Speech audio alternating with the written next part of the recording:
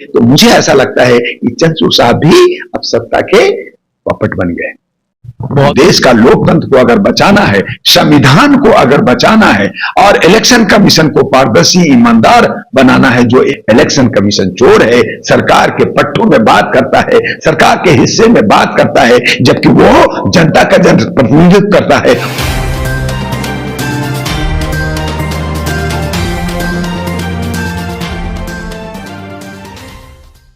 नमस्कार, मैं सुनील अभय और आप देख रहे हैं HD न्यूज इंडिया। आज हम मौजूद हैं एम येदियुरप्पा जी के ऑफिस, ह्यूमन राइट्स एसोसिएशन के चेयरमैन हैं और इस समय जो एक मुद्दा गरमाया हुआ है वो है ईवीएम का।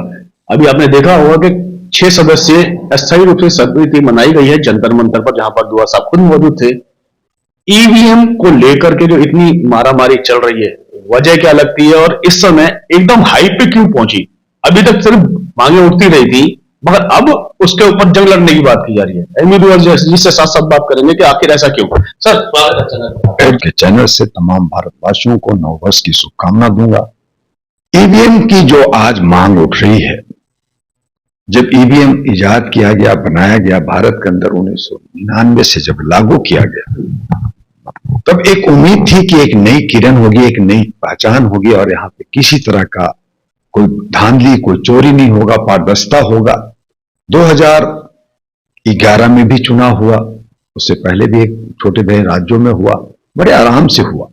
2014 का हुआ और हम लोग एक बदलाव चाहते थे, बदलाव हुआ, हम लोग खुश रहे, हमें ईवीएम की तरफ कहीं कोई ऐसा शंका सुबह नहीं हुआ। लेकिन जब 2019 के अंदर ईवीएम के अंदर उन्होंने कुछ टेम्पर्ड किया, जहां पे व्हाइट ग्लास थे वहां पे ब्लैक ग्लास लगाया गया और वीवीपैट में भी और किसी तरह का उन्होंने अपने तरीके से जो उसमें एक बदलाव लाया, जिसपे हमें विश्वास भी नहीं हो रहा था। जब हमारे एक्सपर्ट लोगों ने उसका डेमो दिया और समझाया और तब हम लोगों ने कहा कि इलेक्शन कमीशन आप 50-100 ईवीएम मशीन बाहर लाइए और उसकी जांच की जाए, उसको डेमो दिया जाए। अगर हम गलत हैं तो हम अपनी गलती मानेंगे और अगर ईवीएम में ही गलती है तो उस ईवीएम को हटा करके बैलेट पेपर से चुनाव हो। और इसी के लिए हमारे कुछ एडवोकेट साथी ने, हमारे सामाजिक संगठनों ने, हमारे बहुत सारे प्रबुद्ध जीवियों ने आंदोलन को छेड़ा है और इसकी मांग की है। कहीं ना कहीं हमारा विपक्ष भी आवाज उठाती है, लेकिन जहां जीत जाती है वहां अंगूर मीठा है, वे खामोश हो जाती है। तो ये धांधलियां हम देख रहे हैं। तो देश का लोकतंत्र को अगर बचाना है, संविधान को अगर बचाना है और इलेक्शन कमीशन को पारदर्शी ईमानदार बनाना है, जो एक एनजीओ संस्था है, जो भारत सरकार का हिस्सा नहीं होता, जो भारत सरकार का पपट और तोता बन करके आज काम कर रही है। और इसीलिए ईवीएम पे ज्यादा जोर आ रहा है कि 2024 में हम एक बदलाव चाहते हैं। हम मनुवादियों को हटा करके हम जो बहुसंख्यकों का जिसका अधिकार है या राष्ट्रीय जनगणना करा करके जिनके हिस्सा, जिनकी भागीदारी है, उनको मिलनी चाहिए। और इसीलिए ईवीएम पे ज्यादा जोर हो रहा है। तो जंतर मंतर पे आवाज उठिए, एक आगाज है, लेकिन आने वाले थोड़े से वक्त में आप देखेंगे भारत के अंदर एक जन क्रांति आएगी और इलेक्शन कमीशन को सोचना होगा कि ईवीएम हटाना है या नहीं हटाना है, और उन्हें हटाना ही पड़ेगा और बैलेट पेपर से चुनाव कराना ही पड़ेगा। देश का मालिक जनता है और इलेक्शन कमीशन हमारे रक्षा करता है, हमारे लोकतंत्र का, हमारे चुनाव का। इसके लिए बिल बनाया तो गया था, उसके बाद क्यों नहीं मुर्मू जी ने इसके ऊपर नकार दिया? क्यों नहीं इसको अधिवेशन में? आपने कहा सीजेआई को भी रखा जाता है, उसके बाद उसको हटा भी दिया जाता है और वही बिल पास होकर के सीधा मुर्मू जी के पास पहुंचता है, सिर्फ ये देखने के लिए कि इसको पास किया जाए या नहीं, क्योंकि अंतिम निर्णय उन्हीं का होता है।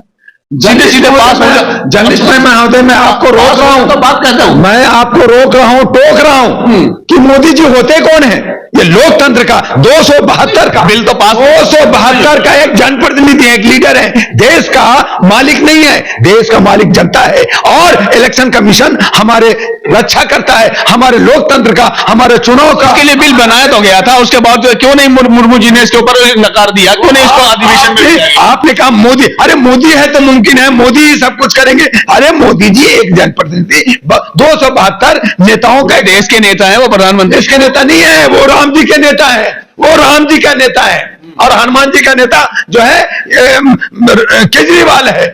और सबने बांट लिया हिस्सा, और ये धर्म की राजनीति कर करके कोई भी देश का 150 करोड़ का नेता नहीं है। अगर वो होते नेता तो जिस तरह से मंदिर की बात कर रहे थे, मस्जिद, गिरजा और गुरुद्वारा की भी बात करते, वहां भी जाते और सबको समानता देते। लेकिन एक तरफा होकर के आप सिर्फ 32% का वोट हिंदू राष्ट्र बनाना है, हिंदू राष्ट्र बनाने की अग्रसर क्या कर रहे हैं मोदी जी? आप कैसी बात कर रहे हैं?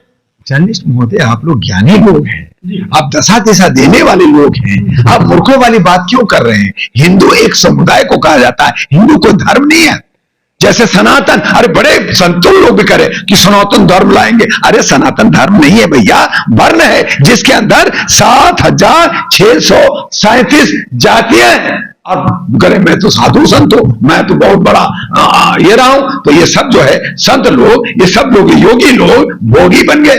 मुझे लग रहा है मुद्दे से आप भटक रहे हैं। मेरा सवाल सीधा सीधा ये है कि जो ईवीएम है, ईवीएम पे इतने समय से सभी लोगों ने बात उठाई है धीरे धीरे करके, उसके बावजूद जब वो बिल बनाया जाता है, मुर्मू जी के पास पहुंचा जाता है, तो वो बिना पढ़े उसको पास कर देते हैं। ऐसा क्यों? हमारे राष्ट्रपति मुर्मू जी को मान कौन रहे?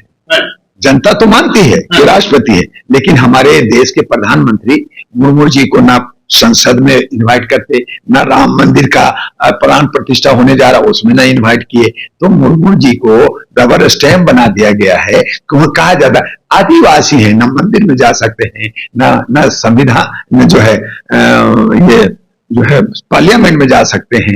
ये तो सिर्फ बैठे रहे और जो हम कहेंगे करेंगे। यही वजह है कि छत्तीसगढ़ के अंदर जो वनों की कटाई हो रही है, आदिवासियों को मुख्यमंत्री चेहरा बना करके वहां के आदिवासियों को बिल्कुल तहस नहस करने की जो राजनीति चल रही है, वो यही कारण है। यही तो है, आदिवासियों का हक कौन सुनता है? मूल निवासियों का हक कौन सुन रहा है? अति पिछड़ा और ओबीसी को हक कौन मान रहा है? महिलाओं को खुश करने के लिए आपने एक विधेयक पास कर दी, 23% आपने प्रोविजन बनाया, लेकिन हमारी महिलाएं भारत के अंदर जो जनगणना के अंतर्गत में 48.84%, 84% है।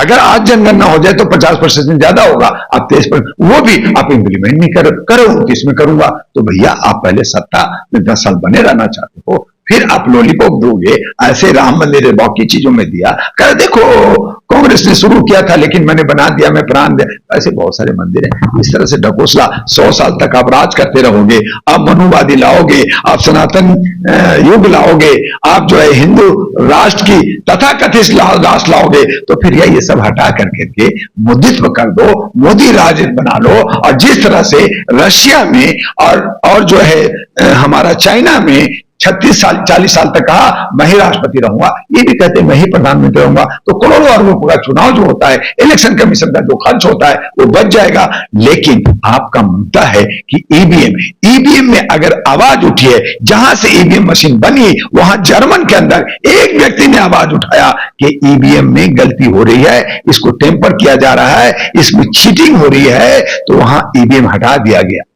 आपके यहां जनता मर रही है, सारे संगठन आवाज उठा रहा है, सारा विपक्ष आवाज उठा रहा है, और आप कहते हैं नहीं हो रहा। आपका आदमी मुंह डाल रखा है, आपको कुछ नजर नहीं आ रहा। आप तोता की तरह, पपेट की तरह, कौवी की तरह, टाई टाई की तरह आप सरकार के हिस्से में, सरकार के पक्ष में, जो आप एक एनजीओ है, एक संगठन है इलेक्शन कमीशन, जिसको जनहित में, जिनको लोक हित में, जनता के हित में बात करनी चाहिए, वहां नहीं कर रहे, तो आप कहीं ना कहीं चोर है। इलेक्शन कमीशन चोर है।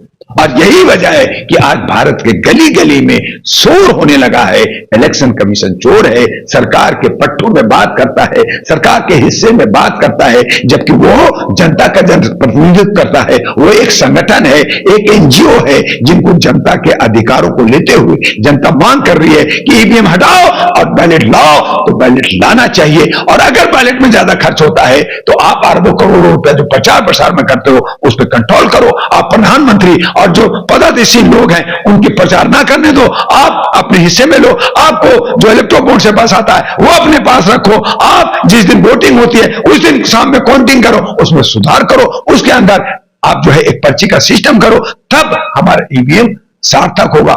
ईवीएम मशीन को सार्थक करना होगा, पारदर्शी करना होगा, ईमानदार बनाना पड़ेगा ईवीएम को, और तब हम कहेंगे कि हमारा लोकतंत्र के लिए हमारा जो इलेक्शन कमीशन है वो ईमानदार है और सरकार से भी वो लोहा लेती है, तब हम जय हो करेंगे।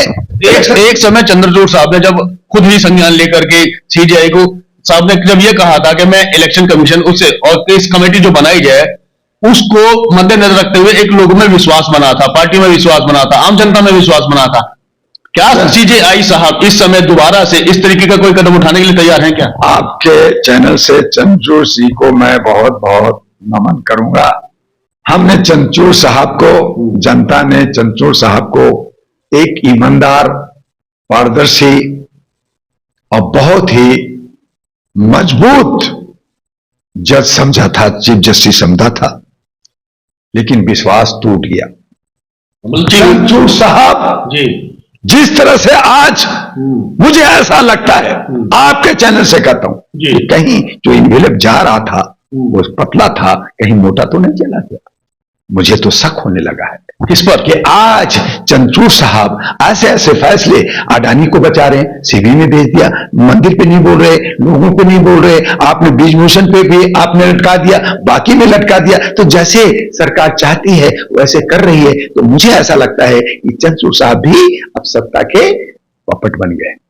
बहुत बड़ी बात कर रहे हैं आप। बहुत बड़ी बात इस बात पर जनता, हाँ, मुझे अरेस्ट किया जा सकता है, मुझ पे मानहानि लगाया जा सकता है, लगाया जा सकता है, लेकिन सच्चाई से आप मुंह नहीं मोड़ सकते। अगर आपने ऐसा था तो आपने ईडी के मिश्रा जी को आपने 6 महीने का एक्सटेंशन क्यों दिया?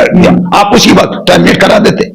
आपने जो है अभी सेबी में आपने जो है अडानी का मसला को क्लीन चिट कैसे दे दिया? आप मंदिरों के मामले में क्लीन चिट कैसे दे दिया? आपने ब्रिजभूषण को कैसे बचा दिया? बाकी जो आपके जो होता है, और जिन पे आज आम आदमी पार्टी, मैं आम आदमी पार्टी का आदमी नहीं हूं, लेकिन ये चीख चीख के कह रहे हैं कि मुझे सबूत दो, मैंने कहां चोरी किया है, कहां पैसा रखा है। केजरीवाल चीख रहा, संजय सिंह चीख रहा, तो आप इसको जमानत क्यों नहीं दे रहे? अगर बड़े नेता होता, यही सत्ता के नेता होता, तो आप रात के 2 बजे आप जो है जमानत दे देते। लेकिन बाकी लोग कह रहा है कि मेरे पास आप सबूत दीजिए कि मैंने गलती क्या किया है, फिर भी उनको जमानत नहीं मिल रहा। तो कहीं ना कहीं जो है न्यायपालिका बिक गई है, या न्यायपालिका सत्ता को साथ दे रही है। बड़ा गुस्सा दिखाई दे रहा है, आपने देखा होगा दुआ साहब के चेहरे पर, क्योंकि मानवता की बात है और मानवता इस समय शर्मसार होती हुई दिखाई दे रही है। जिस तरीके से आपने देखा होगा कि एक अभी तक तो इलेक्शन कमिश्नर को चोर कहा जाता था, यहां सीधे सीधे दुआ साहब ने सीजेआई पर भी उंगली उठा दी है, कटाक्ष कर दिया है कि कहीं उनके पैकेट में कोई मोटा पैकेट तो नहीं चला गया जिसकी वजह से वो शांत बैठ गए हैं। क्यों शांत बैठे हैं, ये भी एक सोचने का विषय है और ये आम जनता को सोचना चाहिए। इसी के साथ मैं सुनील अभय, एचडी न्यूज इंडिया।